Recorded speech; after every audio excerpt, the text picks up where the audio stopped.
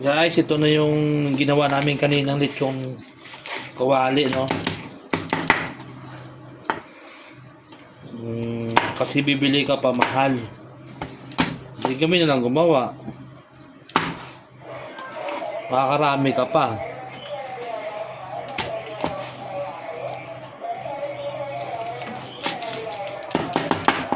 Masarap yung pagkalutong niya, guys, dahil lutong-luto yung loob.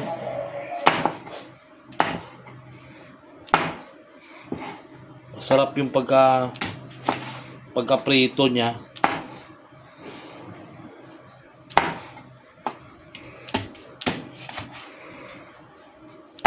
Pwede na tayo magbenta nito. Magbibenta ako nito, magbibenta.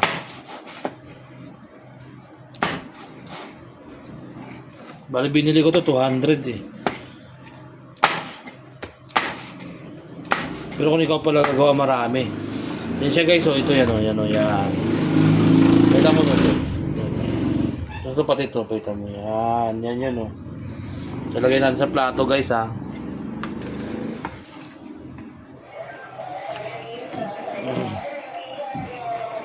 Yan, yan yung lahat, di ba? Pag binili mo sa ano to, pag binili mo sa mga karinderya o kaya sa mga resto bar, mahal na to. Hindi ikaw na lang magluto, tiyaga-tiyaga lang. Salamat!